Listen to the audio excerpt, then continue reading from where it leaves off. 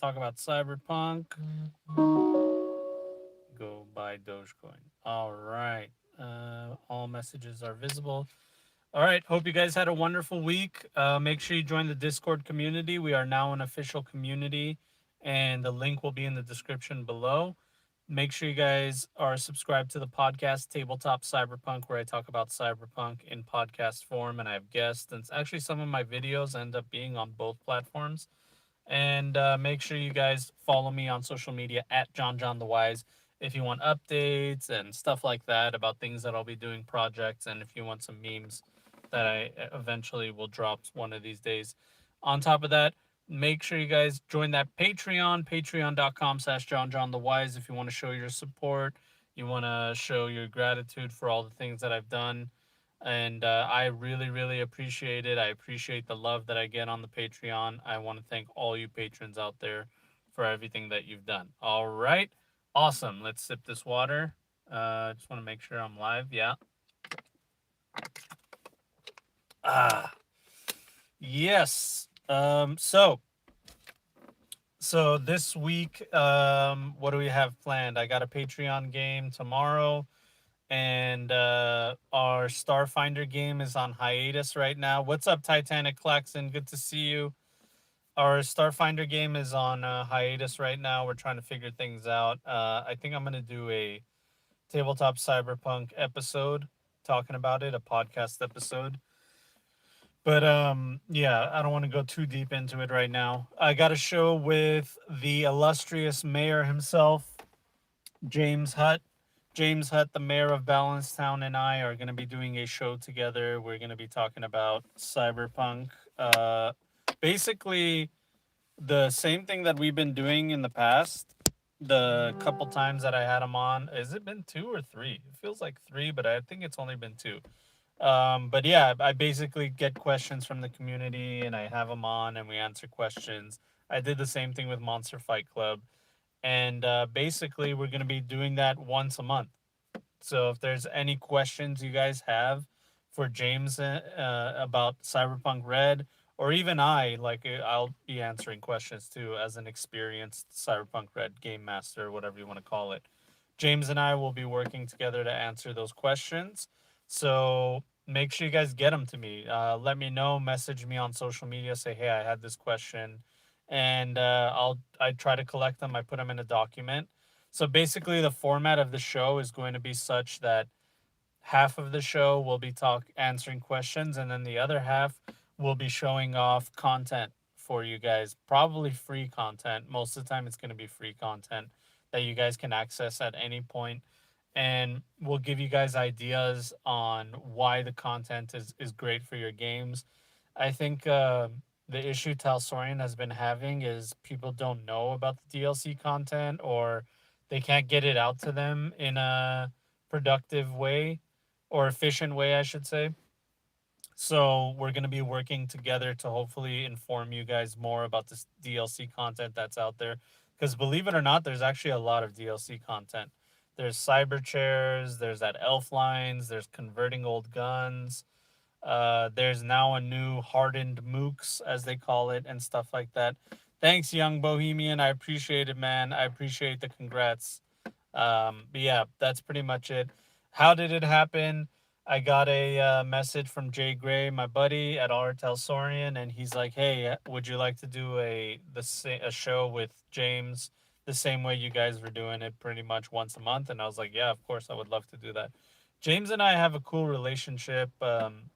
I really admire the guy. I really admire what he does, and I feel like over it's been like a year or something, and over our interactions and stuff, we've kind of created like a cool bond, a friendly professional bond where we're friends but we're also professionals, so we kind of keep like a little bit of like that's the line that we're at.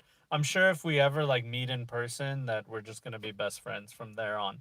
It's one of those things. It's hard to connect with someone like completely until you actually meet them and you sit with them and chat with them, which I'm sure will happen sometime in the near future. Ooh, that would be fun if I ever meet him to do like a in-person thing. So yeah, basically that's it. James and I have a good relationship, and I have nothing but respect for the guy and respect for our Talsorian. So this is great for me. I love it. I love the idea of officially working with Talsorian. You know, officially, unofficially. I mean, it's not like they gave me a plaque or a title or anything like that. And that's it's loose, man. Everything is loose. We trust each other, and you know, I'm not out to like get him or anything. I've even told him in the past. I was like, look, man, this is my favorite game, and the fact that I get to chat with you about my favorite game, that's great to me. And if I have any questions or concerns, or the community has questions and concerns, it's all because it's their favorite game too, and they want to hear about it from the designer of their favorite game. So that's pretty much it. But yeah, other than that, not much else going on. Let me make sure that this is blasted out, that people know that I'm live. There we go. My bad about that. Elf Lines was great. I hope to see more VR MMO content in the future.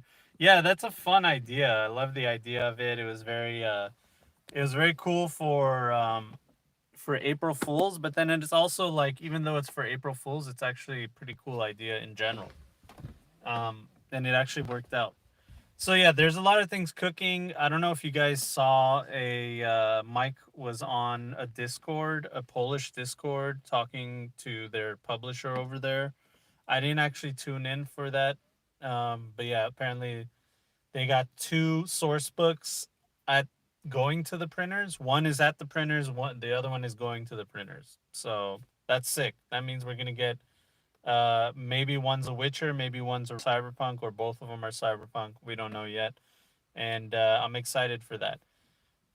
Combat Zone. I mean, holy shit, dude. I think there's 2 days left on that Kickstarter, and I'm super excited about that game. I don't know exactly when we're gonna be able to get that game, when we're gonna be able to play, but I'm ready, man. I'm ready to play. Oh, before we get into that, please, please, those of you out there that have suggestions for a name for the show that I'm going to be doing with James, let me know. I'm kind of leaning towards town council, the or council meeting or something like that, that like focuses on the cyberpunk or the town thing, because he's like the mayor of Balancetown and stuff like that, right? So anyway, back to what I was saying. Yeah, so Combat Zone's going to be coming out, and I don't know exactly when it's going to be coming out. The Kickstarter's almost done. John and Aaron from Monster Fight Club said, "Hey, once we finish the campaign, we should like have like a what do you call it? Like a debrief of like everything that's going to happen." I mean, there's so much shit that happened. Like they got so many different stretch goals. It started like up to $100,000 in stretch goals, and town hall meeting. Yeah, that's a good one. I like that one. AW. Um, town hall meeting. Town hall. Uh, something that that doesn't sound so boring though. Like town hall. Uh, I don't know. Anyway, something along those lines. That's a good idea.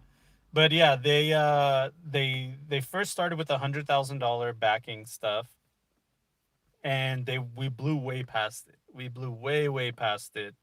For your $200, you get the core game, 4 gangs, and 21 minis plus all the stretch goals. I mean, that's like there's so much shit. There's so much shit to paint. There's so many things to do.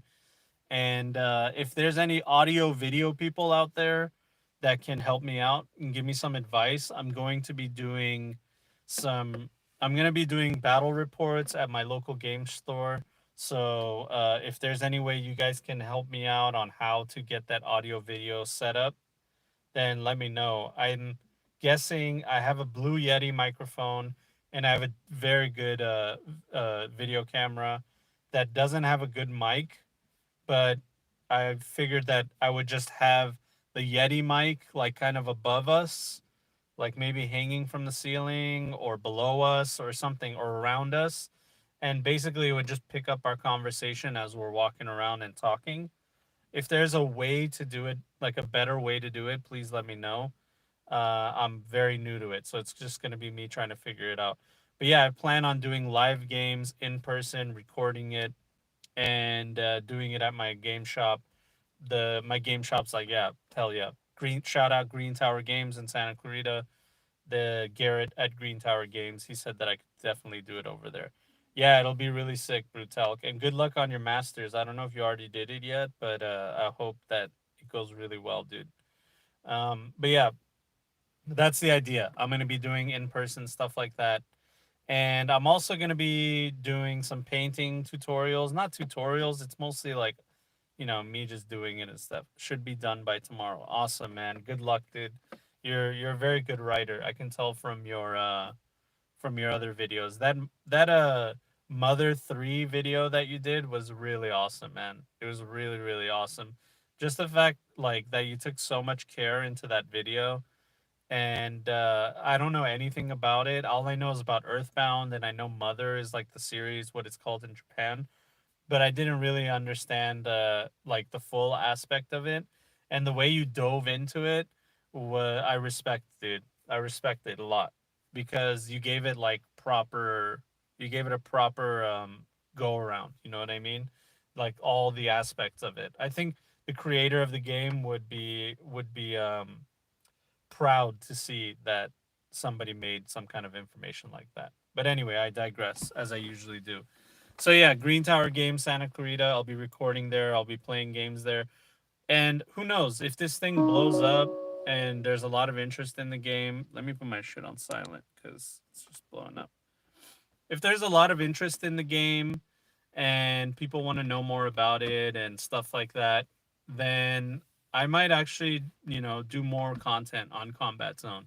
Right now, it's definitely just going to be another aspect of my channel, and I don't know how far it'll go. I'm just going to be doing it for fun, and if there's like a high demand for it, then I'm definitely going to get into it. I'm still going to be making Cyberpunk Red content, especially if a new source book comes out.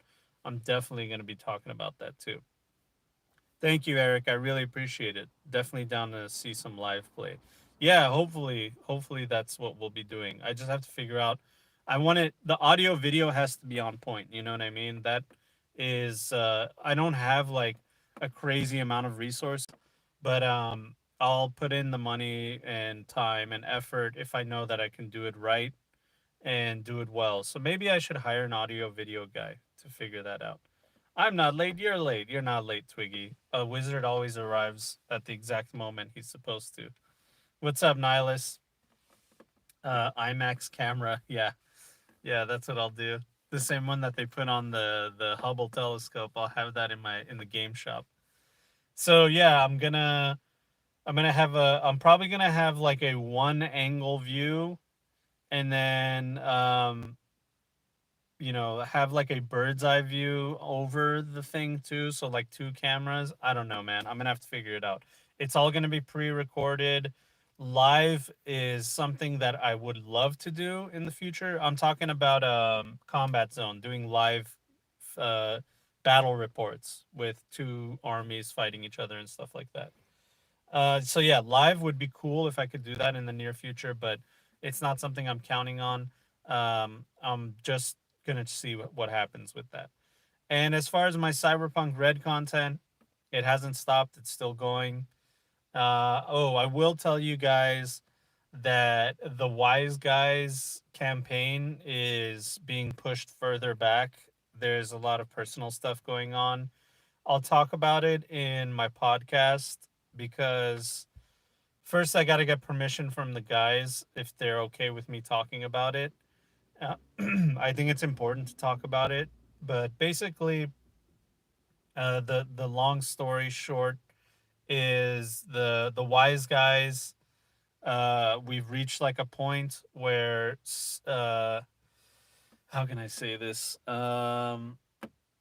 We had a little bit of a group conflict, basically. Nothing crazy, nothing serious, nothing like that. Just like nerd shit. You know how it is, guys. You guys find a group and something happens, and or like there's things like that haven't been resolved, and when they're not resolved, they get worse, and you reach a point where like the volcano erupts, right? So basically the wise guys have reached that kind of that kind of thing. We're at like a crossroads that I think you put it well with nerd shit. Yeah, because you know what it is? Like, I tried to explain to my wife what the conflict was and why we're having issues, and it just sounds so stupid if you don't like know what we're talking about.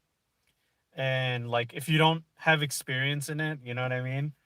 Like, his character was doing this, and then my character was doing that, and he didn't like that my character did. Like, my wife's like, "What the fuck are you talking about, dude? I don't understand any of this shit. All I know is there's drama." So basically, that's the kind of thing that happened. It's nerd shit, um, and we have to resolve it. That's why our Starfinder game is on hiatus too, and I'll talk more about it on my podcast. So just stay tuned for that. I'm gonna sit down and actually talk about it. But first, I want to talk to the guys and see if how they feel about me talking about it and what they don't want me to talk about. So there's that. But yeah, basically, it's on hold for right now until we figure out what's going on. And yeah, wise guys will have to see. Your wife is Walter White saying, Jesse, what the fuck are you talking about? If it's anything like the nerd fights me and my friends have had, it's usually pretty petty drama over dumb, small shit. It's stuff that you guys, as friends, gotta just come together and work through. Yeah, yeah, it's a little more complicated than that. If it was something like that, that's no problem.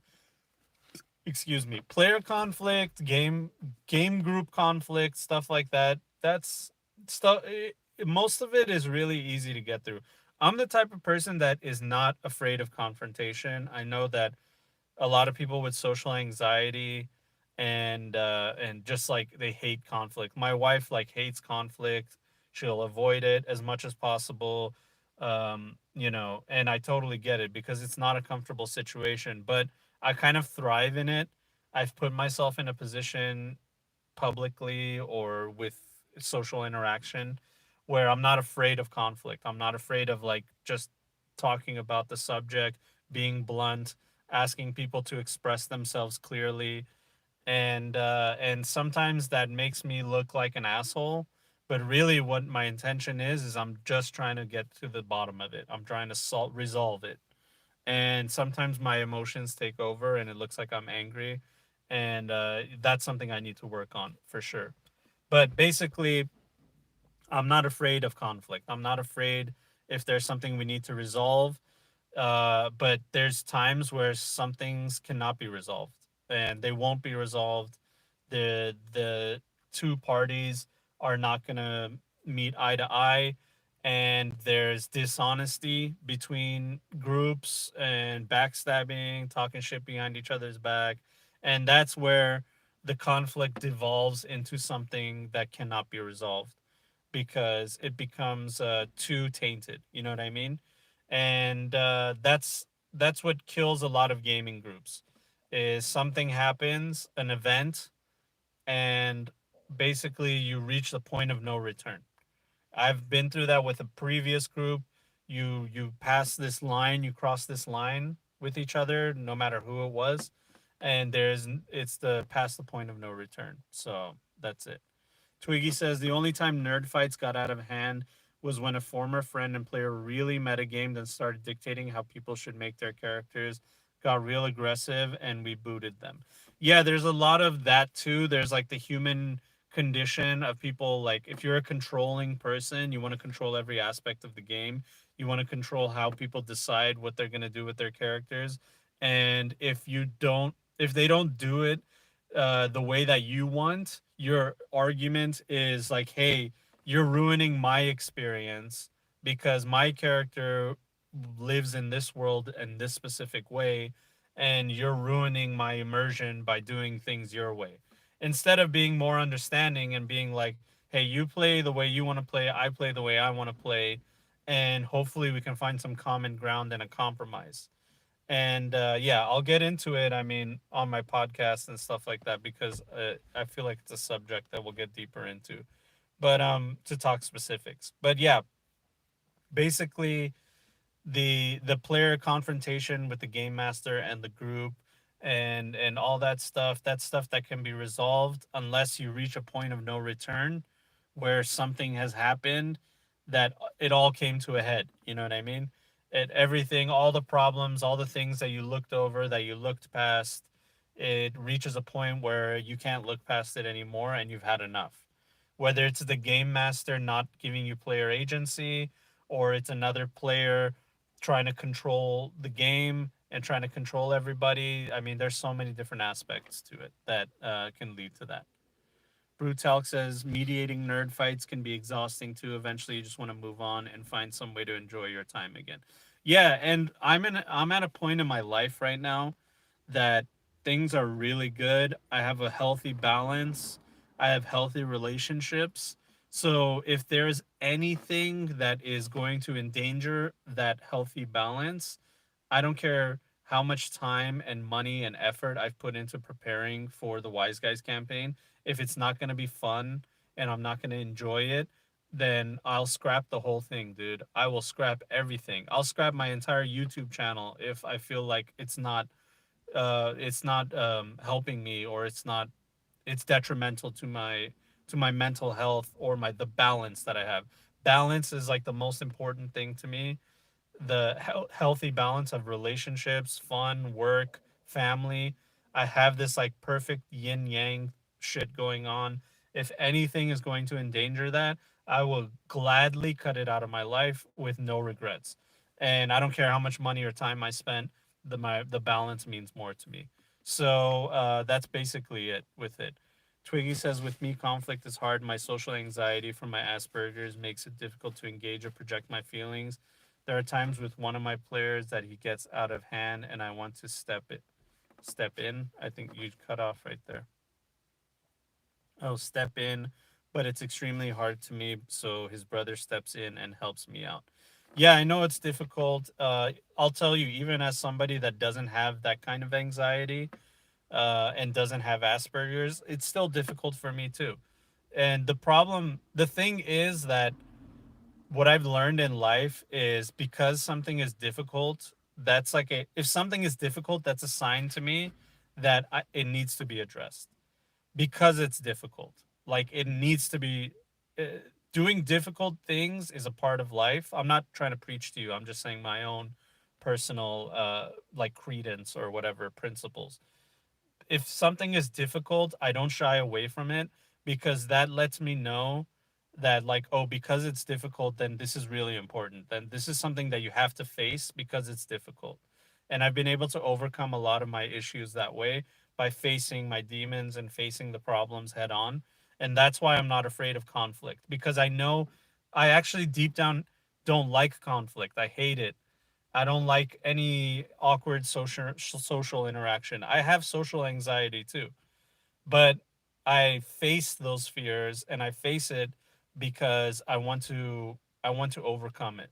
And when you overcome it and you get on the other side, it's usually a good thing. And sometimes you get on the other side and the resolution is that all parties need to split and go their separate ways. And that actually ends up being a good thing too, for everybody, for your mental health and everything. So, and as a game master, you also kind of have this obligation that you have to herd everybody and hear everybody's problems and mediate what's going on between your gaming group. And you take on that special responsibility as a game master. You have to take ownership for that, but the players also have to take ownership for their shit too. You know what I mean? It goes both ways. Everybody needs to respect each other's time and energy. So I find that to be important too. Why would I compromise my objectively correct vision with other people's trash opinions, thoughts, or so-called feelings? Yeah. There are times as a DM where I've punished my one player for doing something dumb like stealing and giving them consequences, and they get salty and pissed. Mentally, I just shut down and I don't know what to do. Yeah, that's the thing. I know exactly how you feel sometimes, and you know what that does? That affects you in the future, because you're like, I don't know if I want to. I don't know if I want to ever, ever like punish my players or give them consequences, because the last time I did, they got all upset, and I don't want to have to go through that. So what ends up happening is you put the kid gloves on and you give your players uh, like chances to get past problems that they got themselves into because you don't want them to be upset. And that's actually not fair as for the game master for players to do that. And a good player will take it, just take it. You got to take the punishment. If your character dies, your character dies. That's the game. So like bitching at your GM and being upset about something like that and salty, what that ends up doing is you're training your game master to never do that again. You're telling them like, "Hey, don't make this hard on me. Don't make it difficult. I want it to only be easy. I don't want anything bad to happen. I don't want any consequences." And that's actually not fun for the game master. So it's not fair to do that as a player. And if there's players that do that, there isn't much I can tell you, like I still don't know how to deal with that. I've had players and I have players that do that to me. So they basically tell me like, "Hey, you the consequences that I got myself into a mess with my character. I failed on my dice, I failed the roll or something. You presented consequences and I don't like it. So you're telling me as a game master, you're telling me that I can't do that to you, or else we're going to have an issue. And because I want to avoid issues and I want everybody to have fun, now all of a sudden my game has no consequences because I'm afraid to present them to you." And that's a huge problem. That's a huge, huge fucking problem. And it needs to be addressed, it needs to be resolved. But sometimes, even me liking conflict, I don't want to have that conversation with my player. Sometimes I've had that conversation with the player and they're like, "What are you talking about? That doesn't," they don't even know what you're talking about. They're like, "What? That's never happened. I go through all the consequences and I never complained once." And you're like, "No, dude, that's not what happened at all. Like I presented you consequences and you said this isn't fair and you bitched and you were salty about it." So that's another issue as well. And hopefully somebody can find the wisdom to figure that shit out. That doesn't involve just kicking the player out of the group. And maybe you guys can resolve that. Who has room for bullshit? Let's see. I'm just scrolling. You're describing the type of clarity that I think only family men understand. Yeah. The face your fear and let it pass, though. When the fear is gone, you shall remain. Yep. Uh, I'm just scrolling through here. Throwing ninjas at us sounded like punishment.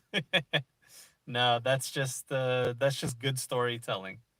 Receive with simplicity everything that happens to you should be every player and DM's motto.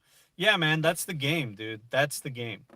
It's the game is bad things happen to your characters, and the game the game is challenges. It's all challenges. Things are being thrown at you from the game master, and players need to resolve those issues, whether it's with dice or their own wit, or with the game system in general, or through teamwork, or whatever it is.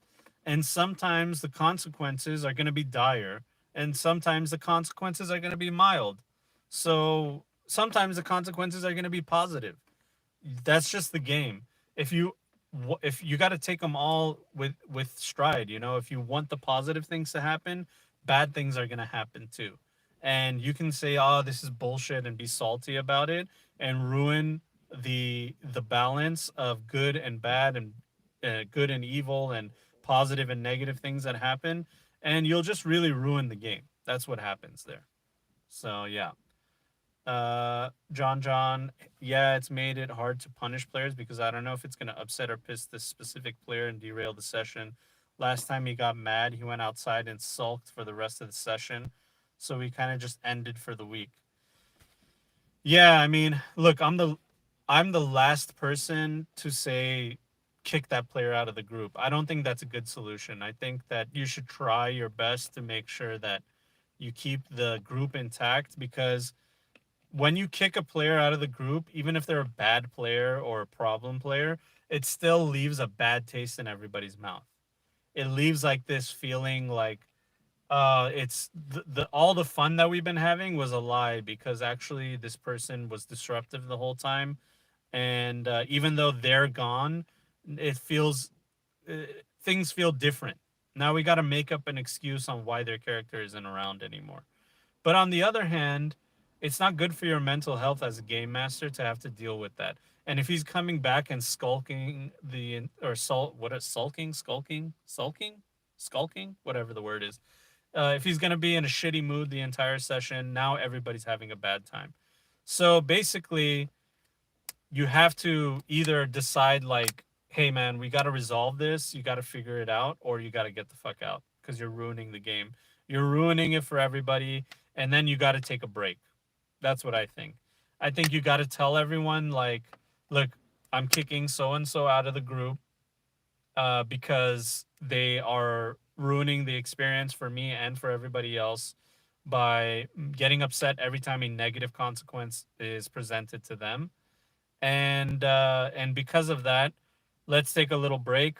We'll talk again in a week or two. That's why these Discord chats and private chats are very important. Text, private texts, whatever, group chats.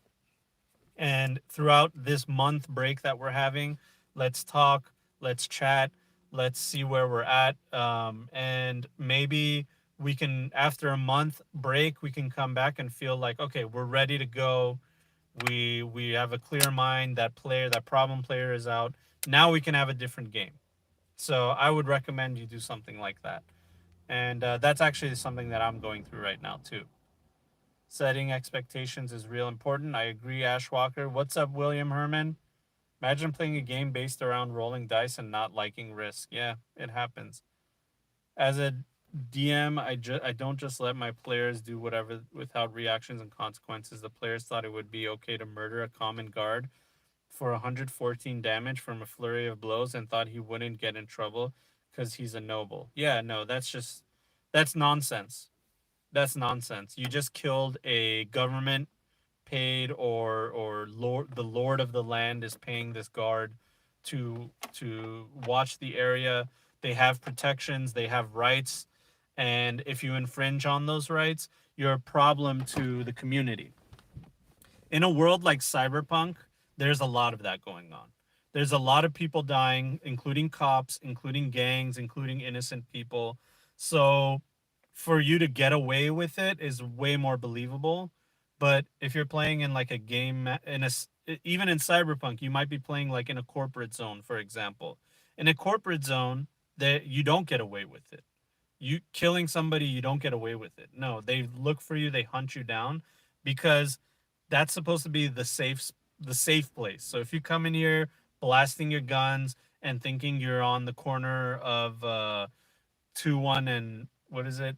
2-1 and Phillips, 2-1 and Lewis, popped some dice and I said, let's do this. The Regulators song. If you think you're on the corner of 2-1 and Lewis and you're going to just be blasting, no, you can't do that in a corporate zone. And if you do that, then the very well paid, highly trained corporate guards or police or whatever you want to call them in the area are going to be hunting you down. And they have drones and they have attack dogs and they have AV4s and they have full body armor, full Borg conversion, whatever. They have RoboCops. They have everything. Okay, that Arasaka and Militech and Biotechnica are paying for that shit. You think they're gonna skimp on that? Hell no. They're gonna have everything you have plus times 10. So plus times 10. That's some nice math. But anyway, that's the idea. Consequences. Consequences are really important. And I get the idea where you just want to go around like killing things and being a murder hobo. That's fine. If that's what your group likes to do and that's what your players like to do, that's fine, you know? Min maxing, these are just labels that we put for gameplay styles that we don't like to play, but there are people that do like it. There are people that enjoy it. So I don't judge you for how you play your game. But just know that if I'm the game master, you're playing in my game, and in my game there are consequences. I'm not telling you don't min max. I'm not telling you don't kill innocent people. I'm just saying that if you do, there are consequences. So I'll let you roll the dice. I'll tell you what happens. Yeah, you killed that cop. Yeah, so what do you want to do now? Oh, nothing. I'll just walk into the bar. Okay, you walk into the bar. 5 minutes later, the entire bar is surrounded by cops. I don't know what you're gonna do, but tell me, what are you gonna do? What do you mean it's surrounded by cops? Yeah, dude, you just killed a cop. The bar is surrounded by them. So you got to figure out a way to get out or bribe them or I don't know, dude. I'm just the game master. I'm a referee. I'm just letting you know what's happening. I don't have any fault in any of that. If you want to get mad and upset, I mean, I don't know what else to tell you, dude. I'm just running the game that I want to run, and I told you in the beginning, there's consequences to your actions. This is the setting that we're playing in.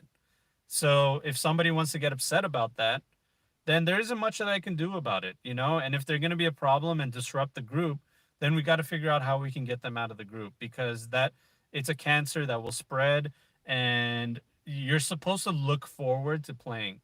You're supposed to look forward to the time that you're with your group to play your game. If you're dreading it, then there's a huge fucking problem. If you're dreading meeting because that other player is going to be there and you're like, what's he going to do this time? That's a huge fucking problem, man. That's not how it's supposed to be. We all have jobs, we have families, we made time to play these fucking games. You think I want to make 3 hours out of my day, set that time where I can't be with my family, I can't be watching a TV show with my wife, or I can't be hanging out with my friends? I've decided this is the 3 hours that I'm going to be playing this game. You think I want it to be a bad time? That's like the worst thing. There's nothing worse than a bad session. Nothing worse. Might as well not even play. The entire time you're having a bad session, you're thinking like, I wish we weren't even I wasn't playing. I wish I was doing something else. That's when the phones come out. The phones come out, people go like I'm gonna go take a piss, I'm gonna go to the bathroom. Because you wish you weren't there. You just want to escape. You know what I mean? And that's what happens when you got a bad player. Sorry, I'm trying to catch up with everything. A critical success hit wouldn't mean anything if not for crit fails existing too. Yep, exactly. If this player was younger, I'd understand, but he's 19 and has been playing with us and his brother for the past 2 years. Yeah, well, then if that's the case and you value. Okay, hold on, guys. My wife is like.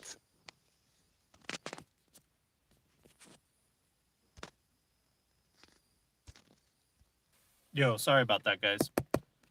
So yeah, you're saying that this player has been playing with you guys for a really long time, and his brother is playing with you guys, and I get it. I get that, but if you're not having fun, it's affecting your mental health, then something needs to change no matter what. You know, it doesn't matter what seniority is going on, how long they've been a part of the group, brother or father or whatever cousin they are. You're not having fun. It's affecting your mental health. That's not healthy.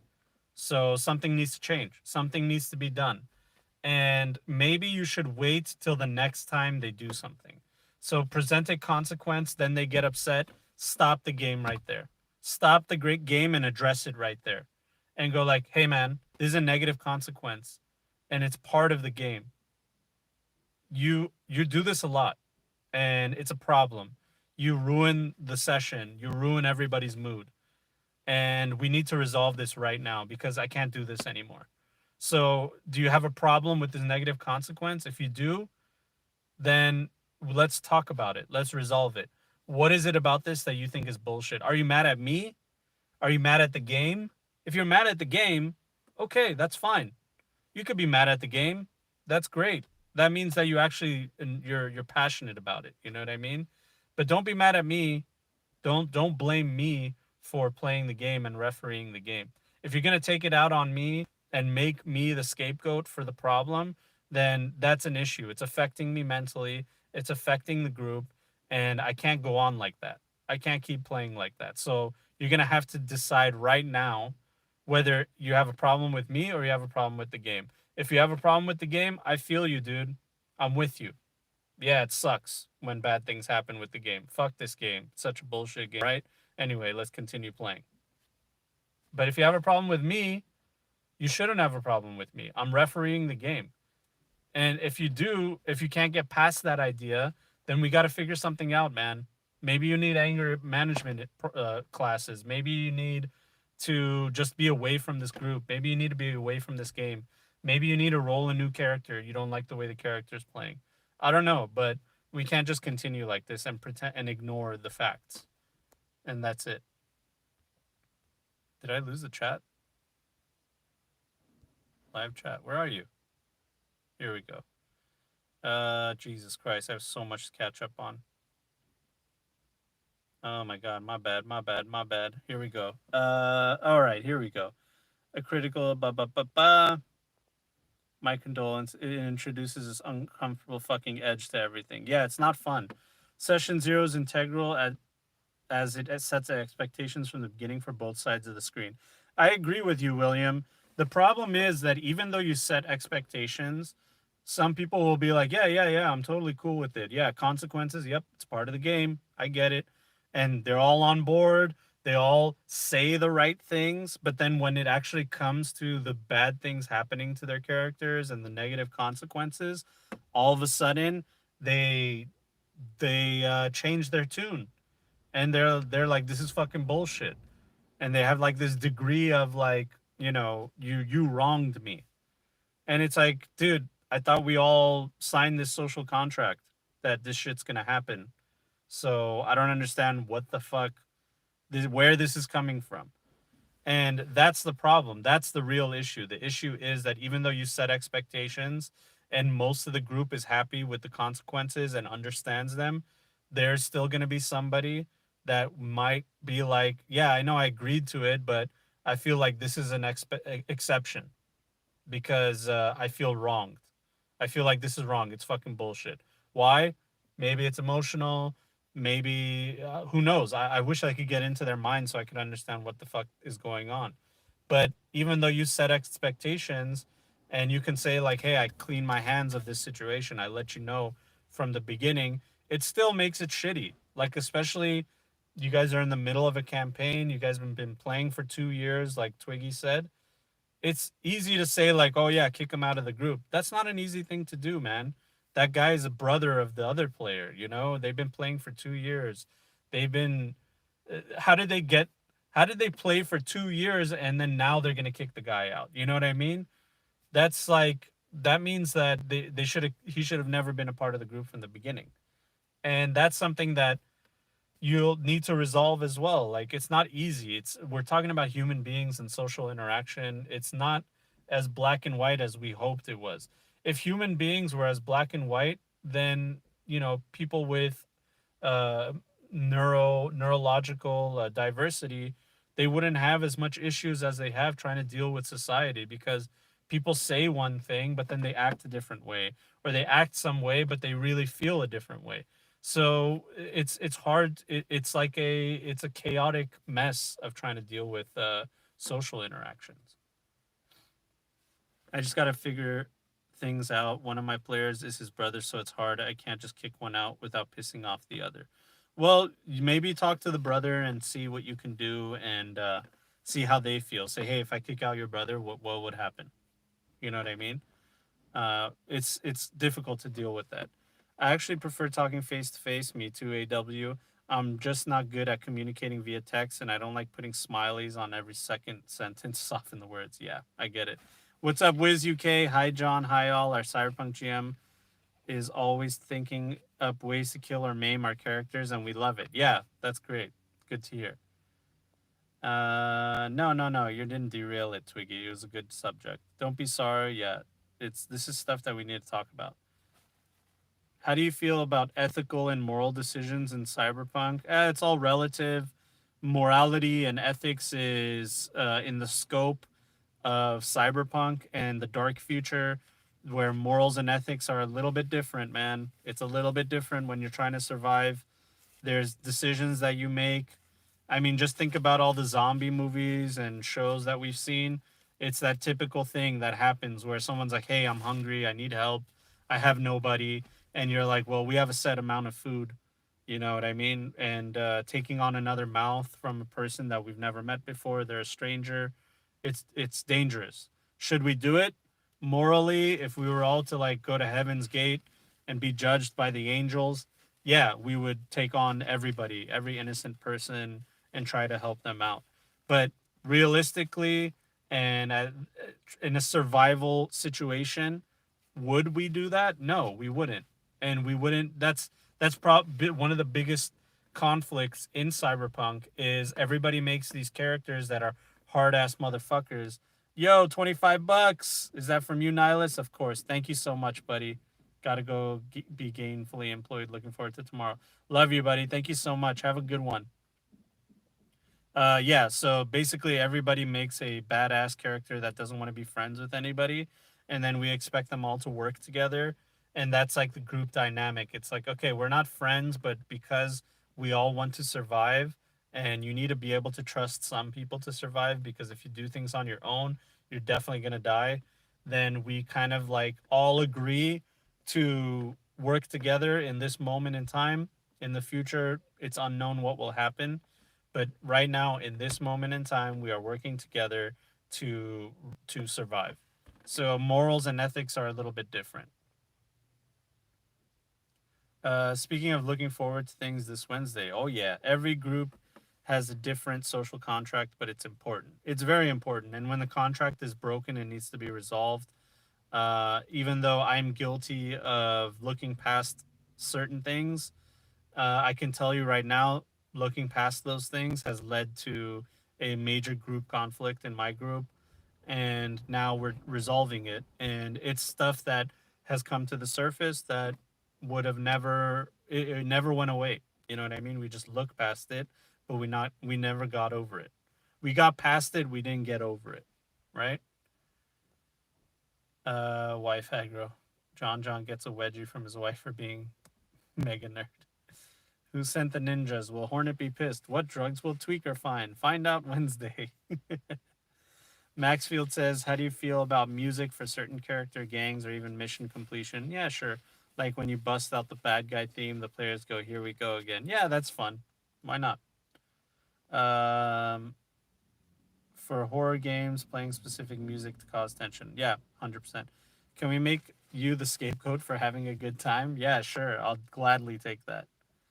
If you can't deal with negative consequences, stop playing Cyberpunk and go play Hello Kitty instead. Yeah, I mean, negative consequences are actually, that's, see, this is the thing that people don't understand when they don't like the negative consequences.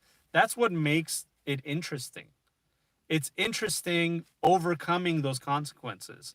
When you're put in a bad situation, when you're put in a situation where you're like screwed, you don't know what to do, and you somehow look at your character sheet, you guys talk with each other, and you're like, fuck, what are we gonna do here, man? How are we gonna get past this fucking fuck up that we did? And you guys try to resolve it. When you guys resolve it, guess what? You just got past a negative consequence. You turn a negative into a positive. You survived one more day. Maybe you have more enemies, but hey, there is no shortage of enemies in Cyberpunk. So taking having more enemies and being alive is better than being dead. So that's the fun part of it. And if you avoid those consequences and just go around being the badass that kills everybody, I mean, that's going to get boring after a little while. I don't want to play that game. It's cool in the beginning, maybe, and for a little bit, but then it's boring. I don't like it. And as a game master, I got to have fun too. Are you getting? Yes, I am, wife. I bought Dogecoin. I promise you. Too bad we didn't have more maturity in our games. I can't count the number of times players got upset flying pizza boxes. Ugh, that's terrible. No, violence I will not stand for, dude. If anybody gets violent at my table and starts throwing things and attacks a player, you're dead to me, dude. Get out. I never want you back again, because guess what? It's going to happen again. No matter how many times you apologize, no matter what you tell me, oh, I'm going through things right now, anybody who gets violent, physically violent, has to fuck off, dude. Fuck completely off. You're dead to me. Don't ever come back to my game again. You're not invited. You're disinvited. I don't care if that's your brother or your cousin or your dad. I don't care if the entire game group gets disbanded. I'm not going to do that. Yeah, she told me to get more Doge. Problem player, blow them away. It's the cyberpunk way. Yeah. I'm only working with you because it benefits me.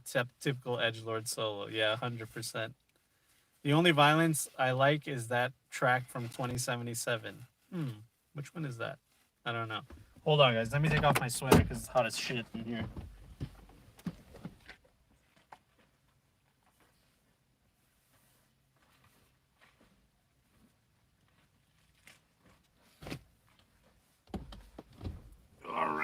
starting to heat up. Love you too, babe. It's the one by Grimes. Okay. Yeah, so basically that's it. I mean, we talked about conflict. The thing is, man, I don't have all the answers. I wish I did. Player conflict is a normal part of gaming, and there isn't much you can do about it, man. You just gotta get through it, get past it. Any group dynamic, there's going to be problems. There's going to be conflict. I mean, it's just unavoidable. We're all different human beings. We're special little snowflakes, and we all have our own little ways that we fly. Other upcoming stocks like AMC. Dude, my wife and my mother-in-law are obsessed with investments, stocks and cryptos and all that stuff. So, yeah, we're just having a good time. Yeah, you can't please everyone all the time. But I think that once you find a good group, that even if you have a good group, there's still going to be issues that come up and you have to resolve them. And sometimes a good group's not always going to be a good group. That's something that I've learned just recently, that it's not perfect, it's not infallible. Things are going to happen.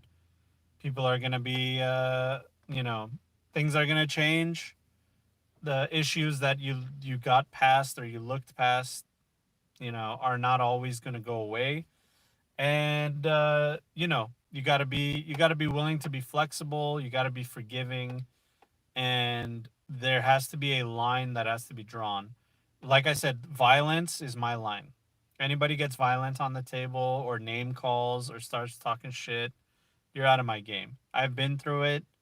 I've been through like all of it, the full gambit, except for violence. My buddy told me about.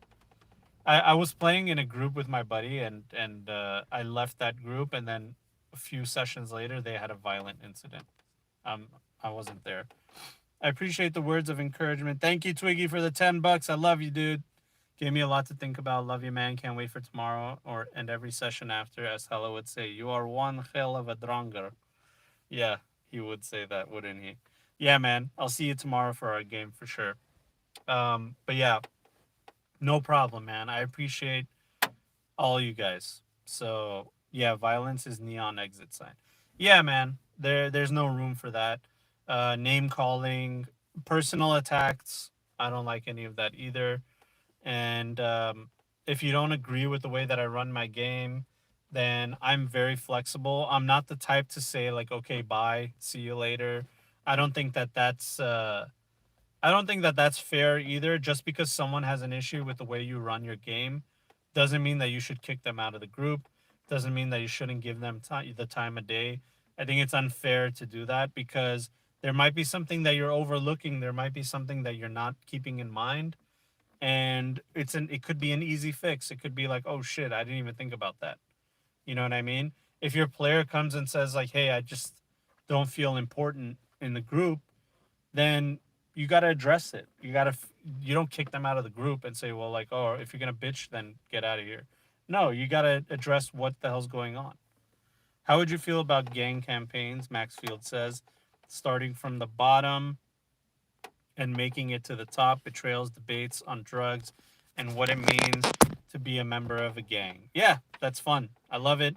Love the idea. Sounds like a lot of fun. The the anything like that is fun. I'm just lowering the windows.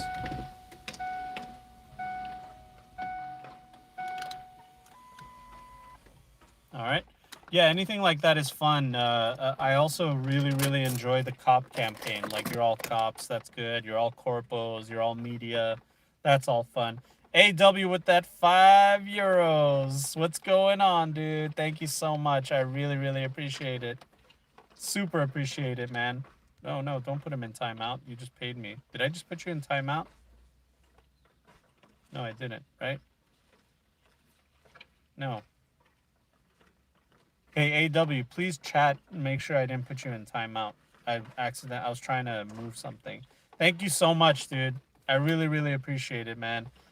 Can we get the stream to $50? Well, only time will tell, won't it? I don't agree with how you run your games. How dare you send super awesome cyber ninjas at us with cool new toys to play with? How dare you? Exactly. You have no idea what cool new toys you have. Our group was a little dysfunctional. Not that it's an excuse, but there were a lot of issues in our group. We were all products of fucked households. Yeah, like I said, that's the human condition, man. That's the human dynamic. It's gonna happen, and there's not much else we can do about it. And we're all special little snowflakes. We're all gonna have problems. You know what I mean? Yeah, you're good, AW. I can see your chat. What's up, Chris Bennett? Good to see you, buddy. Put a paying fan in timeout. No, this my fat finger, dude. Such an offensive word. You got put in timeout. My fat finger almost did it. $10 from Neko, 1971. How about more than 50? Damn, here we go. And Wiz with the £5. Thank you so much for your contribution. We did it, guys. We got it past $50. Thank you so much. I really appreciate it. Thank you. You guys don't know how much that means to me. And I really love you guys. This community is great, man. You guys have been really awesome, and it's been so much fun.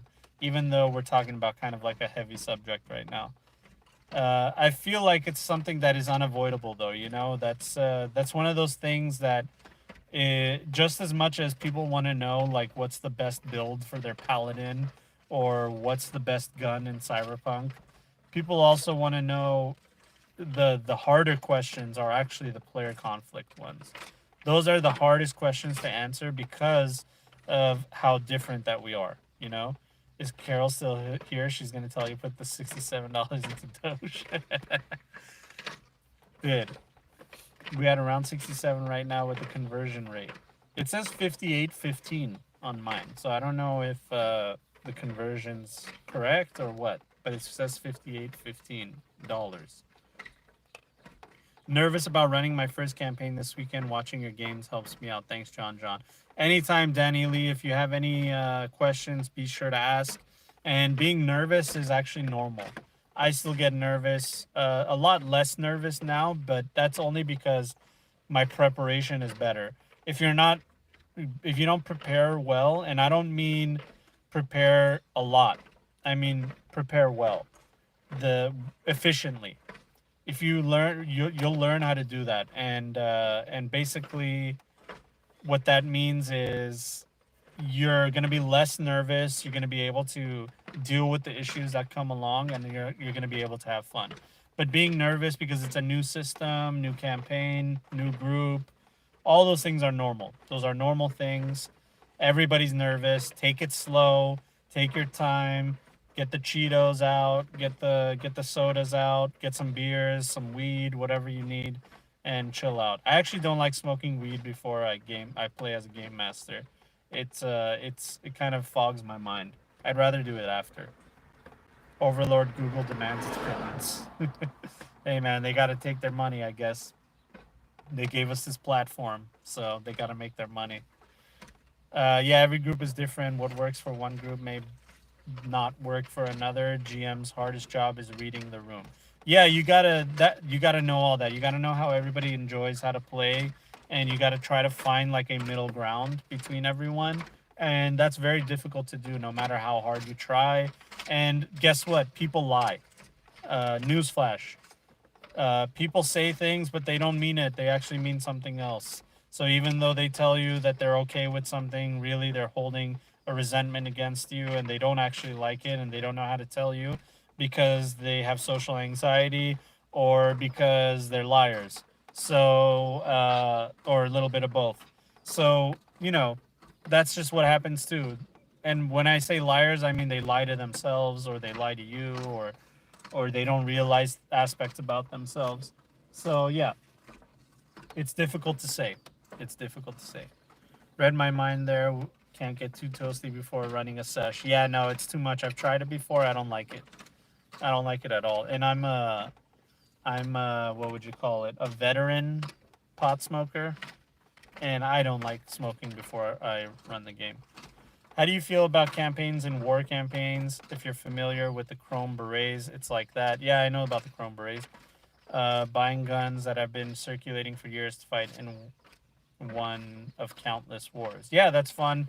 The only problem with that kind of campaign is that it's one note. We're in war. What if we want to explore a city? What if we want to go to another town? What if we want to, how is that going to play out? You got to be a little bit more creative and be like, all right, this is your rest stop. You're in this city, and maybe someone will give you a favor. But then when this is over, we got to go back to the war. And as much as it would be fun to do a war campaign, it feels like it would only have one aspect to it, and it would take a lot of work to try to give it more life. You know what I mean? And I'd be worried that my players and I would get bored. It's just like doing a horror game, you know. Like I'm afraid that we'll get bored of like all the horror aspects of it. That's why some of the best horror games like Call of Cthulhu are actually also mystery games. So the entire time you're invested in the mystery, you're invested in resolving the mystery, but also there are horror elements to it, and that's what makes it difficult. So that's good stuff. I like that. I was pretty infamous for playing off the cuff. It's a lot easier with theater of the mind. Yeah, yeah. Off the cuff is so much easier with theater of the mind. I feel like I like using all tools. So I do theater of the mind, and then when we do combat, I go to a battle map. But if something happens where I don't have a battle map ready and a combat encounter happens, I'll just do a theater of the mind combat encounter. I'm not afraid of doing that. And I think that everybody should be able to do that. I think there's some tools out there like D100 charts that people use. I find it to be tedious to have it in game. I do like using it before our session to plan our session. So, like, if I need ideas, I'll roll on a D100 chart. The results will help me, inspire me to prepare our session. But during gameplay, I don't want to be like, all right, everybody stop. Let me go look for a battle map and let me roll on a few charts to try to figure out what the hell's going on. It's going to take too long. Time is precious. I would rather spend that time playing than rolling on mundane charts and looking through my files to find the correct battle map, and then trying to figure out the dynamic lighting if you're on a virtual tabletop and all that shit. Man, miss me with that. Let's just play. All right, playing is more important. So yeah, uh, pot is for after the session. Exactly, young bohemian. Any more Foundry VTT videos planned? The updates for the modules have been nice. Yes, Danny Lee. It is interesting that you say that because I will be starting a new Foundry VTT series that will be Patreon exclusive, just like my Epic campaign building series. But the first one will be free because that's how you get people addicted to crack. So I'm going to use that same process to get people addicted to my Patreon. And basically, the first Patreon video will exclusive series for virtual tabletops will be free. It'll go out to the public, but then every episode after that, you'll have to be a part of the Patreon. And then once that's done, I'll make sure to pass them out to everybody publicly. You single-handedly actually got me to actually get around to using Forge for CP Red. Dude, that's great. Yeah, I mean, I wonder how many people bought Foundry after my video, and what that means. Should I get a cut? Should I let Foundry know? Like, hey, where's my money? No, I'm just kidding. I'm happy that people are doing that because if more people are supporting Foundry, that means that we're gonna get cool new features and they'll be more successful, and it's all up and up for everybody. Yeah, when charts detract from playing, rely on GM discretion.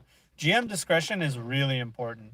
And, right now, like I said before, I'm going to be doing that show with James where we're going to be answering questions. To be honest with you guys, there's a number of questions that people are asking, and they are questions that can be answered by one sentence, which is use GM discretion. And I know people don't like hearing that. And they're like, well, I could have said that. But really, that is the answer, dude. The answer is that you don't need us to tell you the answer to that. You can figure it out on your own. I can give you a suggestion on how I would do it personally, if that's what you want. But that doesn't always mean that it's going to be conducive with what you and your group want to do. You need to rely on yourselves more as game masters. You need to be a little bit more confident in your decisions and retroactively change things and move things around if you have to in the future. Because the core rulebook and James and Artel Sorian do not have all the answers. They have as much answers as they can, and as much answers to the questions that they can answer, but there's always going to be an aspect of it where it's like, hey, why are you shouldn't even be asking this question. You should be resolving it on your own because you're the game master. You know your group. You know what you want to do. So why are you trying to rely on other people to answer a question that you're more equipped to answer? Use GM discretion. Figure it out on your own. And that's not me being a dick and saying like stop asking me this question and don't bother me. It's actually the opposite. It's like, hey, this is the best advice I can give you. The best advice I can give you is you don't need my advice. You can do it on your own. You just have to try it out. You know what I mean? So yeah, that's pretty much it. A good deal of it is really knowing your players and what motivates them, how to push buttons. Yeah, you know what your players like and what they dislike. So you got to make sure you have all those aspects too. Foundry looks interesting, but I'm still stuck on Roll 20. Yeah, Roll 20 is great. It's a great tool. It's awesome that it's free and everybody can play it. And for $5 a month, you get a little bit more hard drive space. It's great for that. But once you touch Foundry, it's really difficult to go back. Once you like actually feel it and you play it and you see how intuitive it is, you're like, it's really difficult for me to go back to Roll 20, to be honest with you. Do you think that there should be brutal version of Cyberpunk like a Cyberpunk Red hardcore mode? No. Or do you think the rules are brutal enough? Yeah, it's called 2020. Yeah, no, I think Cyberpunk Red is brutal enough if you craft it in a specific way. I know that because anytime my players get hit, even by anytime my players get hit by an enemy, they all kind of collectively shit their pants. And they're like, oh, fuck, here it comes. When you get hit by an assault rifle, it's scary shit. That's not fun. 5d6 with the chance of getting a critical injury. I mean, everybody's holding their breath and hoping Tuxes don't show up. And even though it's not like on paper, it's not as deadly as 2020. That feeling and that excitement of like, oh man, some shit is gonna happen. What if my character breaks its leg? We're surrounded. What do we do? Did we get in too deep? Should we have run away? These are all questions that just fucking rattle in the brain of your players, and that's good. That's positive. That means they're all having fun as long as they're engaged and they feel like there's action and consequences and the unknown of not knowing whether they're going to get past this fight. That is a successful encounter. Not like it's not measured on how many people almost died or how much damage people took or any of that stuff. It's measured on how did you make your players feel? Did they feel like at any moment bad shit was going to happen to them and they were scared that their character would die? The fear is more important than the actual result. And you definitely want to put the fear of God into your players, as they say. So definitely even though 2020 is inherently deadlier, red still has aspects to it that makes it deadly if you make sure that you keep it deadly. So for example, in my Patreon game, the players all have assault rifles, and that means that all the enemies have assault rifles and sniper rifles and katanas. So all their weapons do 4d6, 5d6 damage, just like the players do 4d6, 5d6 damage. What does that mean? That means that everybody's in danger. All right. So that lets the players know that they're not off easy. They're definitely not off easy. They're playing with the big boys right now, right? So just keep that in mind when you're crafting your campaign. Totally think I didn't think I'd die from taking half my HP in one combat. Exactly, Twiggy. And remember, there is no actual healing other than speed heal, and you can only do that once a day in Cyberpunk. So, combat counter after combat encounter, back to back, it can get really, really dangerous. My favorite is the one guy that wants to spring the setup and way overextends. Oh yeah, yeah, that's fun. I'll look deeper into Foundry in the future. At the moment, Uh, I'm struggling with collecting maps though. Most maps are fantasy because D&D Pathfinder's biggest market. I recommend checking out Solution Maps on Patreon, Frag Maps on Patreon, 2 Minute Tabletop on Patreon. There's a lot of Patreon artists out there. Red Dragon as well, part of our YouTube channel, or not YouTube, Discord channel, Discord community. He makes amazing maps as well. There's a lot of great cyberpunk map makers out there. Lion Banner Games, that's another one. I'm trying to think. What was his name? Ziggy, Cyber Topo. Cyber Topo is another one. He's really good. So yeah, there's some out there. You just gotta look for them. And dude, play on Roll20 if you're having fun. Who cares? I played Roll20 for years and years, and I was ready for something new. I gave Foundry a shot just to look at it. I watched some YouTube tutorials. I watched some videos on it, and I realized, oh, this is a superior system. This is a great system. It's only in beta, and it's already leaps and bounds better than Roll20. It's got everything that Roll20 has plus more, and easily plus more. So it was a no-brainer for me. It was time for me to graduate to Foundry. Every player has an assault rifle. Me with a bow. How do I full auto my bow? Yep. You got to figure out how to get some cool red-tipped arrows or something that explode. Maxfield, how do you feel about plot turns like in a cop campaign, hunting down a crook, but halfway through you realize your squad of cops have also been working with the same crook you're hunting? Yeah, that's fun. I mean, that's what it's all about. That's really, really fun. What's up, Punk Generator? Good to see you, man. Hope everything's going well with your channel, dude. If you guys want another Cyberpunk channel to check out, Punk Generator's right there. Click on his name. Check out his videos. Ooh, boomerangs would be a cool weapon to try to figure out. A boomerang. What would a boomerang be? A 3d6 weapon? I guess if you get a heavy one, it's a thrown weapon. It's 4d6 thrown weapon. And does it come back? It slices them and then comes back. What if it gets lodged in them? Yeah, that's something that I'd have to workshop for sure. Mono edged. Yeah, that would be cool. A mono edged boomerang that goes through people and then like comes back to you. Maybe you can have it. Ooh, maybe you could have it so like it's a homing thing. So even if it gets like lodged into somebody, you press a button in your wrist and the boomerang comes back to your hand like Thor's hammer. That would be fun. That would be a fun thing to do. Young Bohemian says the campaign I was playing in had each session set the day after the last session, meaning for a good few sessions I was still nursing a shotgun wound. Would not recommend that way of playing. I highly recommend it. It makes everything a little more how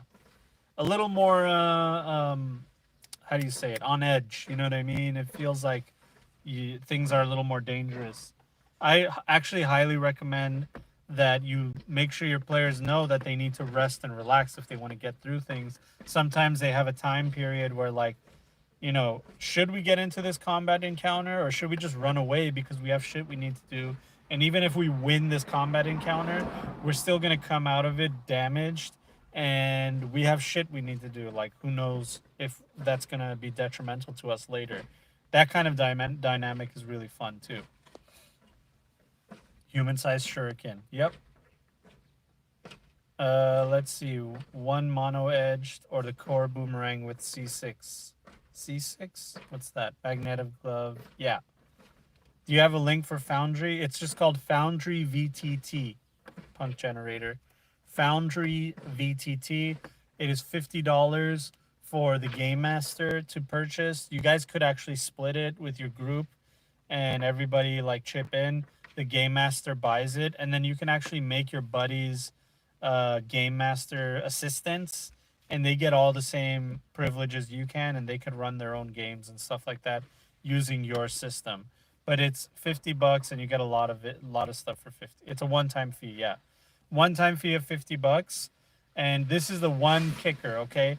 So in roll 20, oh, C6 explosive. Got it, got it. No, I do not have an affiliate with them. I do not. Maybe I should somehow. I'll ask them about it. But basically, the way Foundry works is you can either do port forwarding where you let people connect to your PC. That's a little bit dangerous if you don't trust the people because you're leaving your port open for them. And the only time they can access the game is if you leave it open on your computer and then they can come in and access it and all that. Or alternatively, you could pay $5 a month for a website that is confusingly called Forge-VTT, which is not the same as Foundry VTT. It is really confusing and has caused a lot of issues for me. So yeah, there's that. But Forge VTT is a website where you can host your Foundry VTT game, and your players can access it at any time. And it has its own database, and you don't have to worry about your computer being on or any of that stuff. That's what I opted for. So $5 a month, and my players can and hop into that thing. So yeah. Do you have any strategies for Cyberpunk players when getting plugged in the brutal combat of Cyberpunk 2020 Red? Plunged in the brutal combat. Any strategies? I mean, it just depends on a case by case situation. Uh, just be smart. That's all I can really tell you. Line of sight is important. Cover is important. And yeah, that's pretty much it. Melee combat. Melee combat is really important too. It ignores half of a player's armor. So definitely keep that in mind when you're in combat. Let's see here. Young Bohemian. I think it's cool, but I would have liked the option to wait and rest before continuing our non-urgent street level campaign, so I wasn't literally doing nothing the entire time. Yeah, I mean, you can let your game master know, like, hey, dude, I know that we have the rest of this campaign to go through, but my player's gonna die if we don't go to like a doctor. So take me to a clinic. I need some rest and relaxation before we can continue. And then that's when you guys can dive into the hustle chart as well and be like, yeah, you rested for a few days and then this next week you hustled. How do you deal with players stealing from one another? Says Ash Walker. I had a situation where a player secretly stole the item the job was for and wanted to cut out the group. Group was pissed, player was unfazed.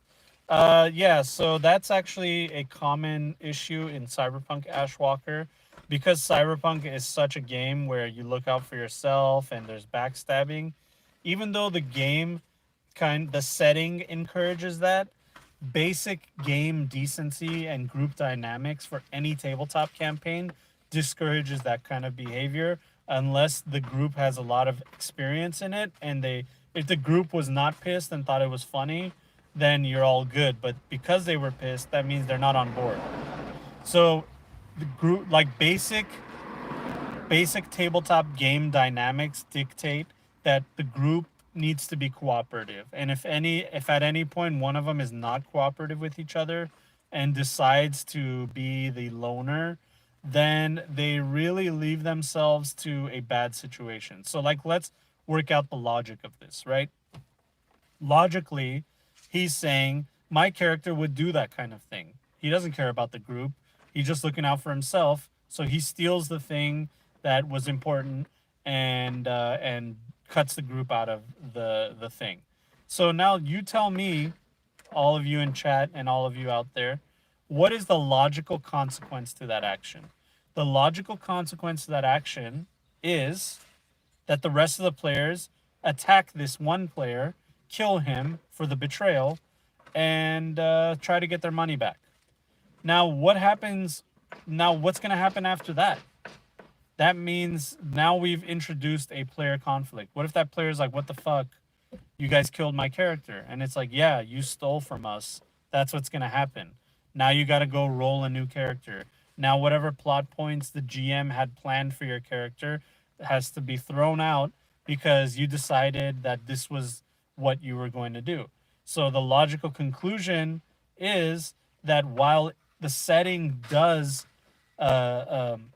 it does encourage that type of gameplay or that type of trope of betrayal and stuff like that and looking out for yourself, the common social contract of a group dynamic discourages that kind of behavior because the end result is going to be that the players are going to turn on each other, and then it's hard to not take it personally when my character kills your character, and that's just something that cannot be avoided. So my advice to you is to take that player and with the group and say like, listen, we're starting a new session, right? The rest of the players found out about what happened, so we can either start this next session right now with a combat encounter where the rest of the players kill your character, because that's what they would do, because you betrayed them, and now they can never trust you. There's nothing you can do in the world of Cyberpunk, dude. There's no forgiveness for something like that. That's an unforgiven thing. You cannot have somebody like that in your group. They have to go, either killed or off on their own. And you know what? I'm not interested in doing a solo campaign with you and a group campaign with these guys. So if they want to kill your character, that's about it for your character. Or if they let you off and they exile you from the group, then that's it for your character as well. So you got to roll it. No matter what, you got to roll a new character, because you're not going to beat these guys 3 or 4 on 1. And God forbid you actually kill one of the other players while they're trying to kill you. That's even going to make it worse. So we could either do that, or we can retroactively change what you did and say that you didn't do that. And I'm going to slap your wrist, and we're going to say to you, never do that again. And then you just go from there, man. That's it. That's basically the answer to that solution. And if they think it's bullshit and they want to be pissy and an asshole about it, then kick them out of the group, dude. There's nothing else you can do. Like that's the solution, dude. You want to play it logically, and you want to play Cyberpunk the right way. Well, guess what happens when you betray the group, dude? The group kills you. And if you're okay with that, then fine.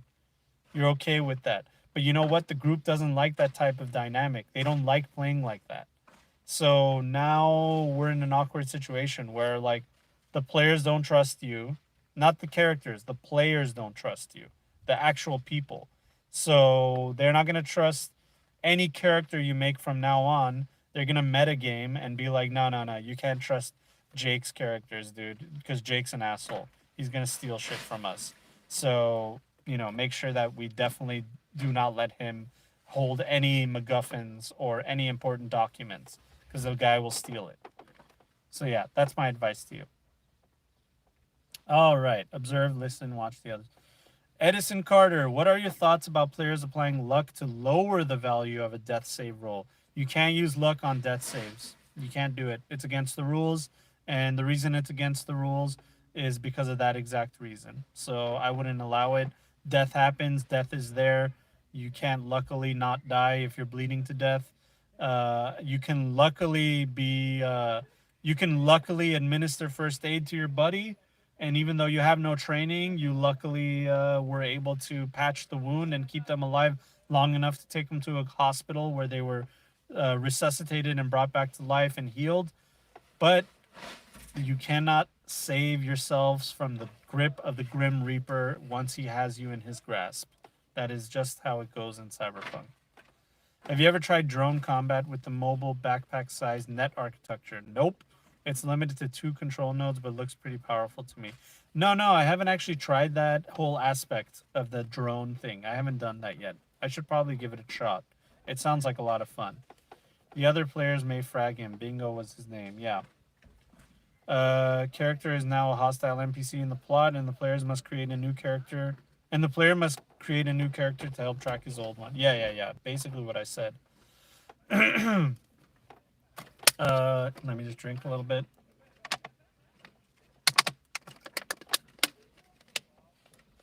Some trap item that gives permanent penalty for some skill. I don't like doing that. You don't want to give someone a permanent penalty on anything. That's not fun. It feels like you're taking away a lot from them. You know what I mean? And I don't think it doesn't feel good. It doesn't feel right. I wouldn't recommend doing that. Making quest items, MacGuffins, things that players can't use, like some DNA of an extinct animal to be cloned and sold as pets. Yeah, you can do that, I guess. I really respect the help. Group talk sounds the best way. Yeah, You gotta definitely do that. That was my thinking as well. Thank you. No problem, Medicine. Hearts to you too. Yeah, basically, that's something that comes up in Cyberpunk a lot. It's the players backstabbing each other. That is very Cyberpunk. That's like the most Cyberpunk thing out there, betrayal and stuff like that. But really, in practice, when we're playing tabletop games, if the group is not cooperative with each other, then it's usually not going to be fun, especially if they're not experienced. Like if you guys have been playing for 25 years, your best friends, that guy's the best man at your wedding, that's your cousin, this is your sister. Yeah, man, do whatever the hell you want. Who am I to tell you not to do that? But if the group dynamic is not that way, it's really difficult. You know, you got to have a really solid gaming group that's willing to explore those aspects together.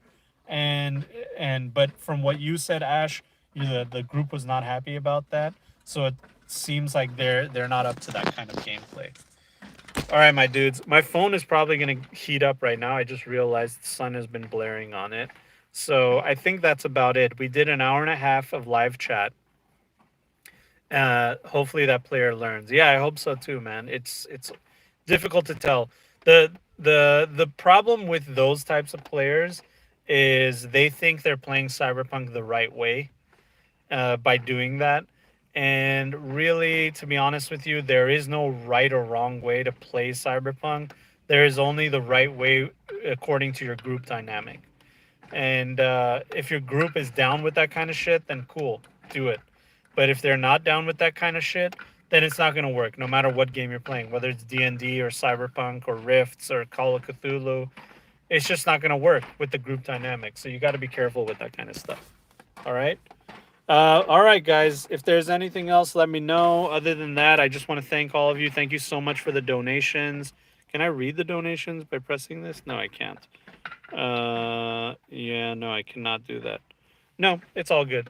I really appreciate you guys and the support that I get in this community. I have more Cyberpunk stuff lined up for all of you. Much love, everybody. Happy gaming. Make sure you hop on that Patreon, patreon.com/JonJonTheWise if you want to show your support and to get some exclusive content. Thank you so much. We'll see you guys next week for another Cyberpunk in a Car and for me and James's show as well, which will name to be determined. All right. Thank you guys. Have a wonderful week. Have a good one. Love you. Stay safe. Happy gaming. Bye.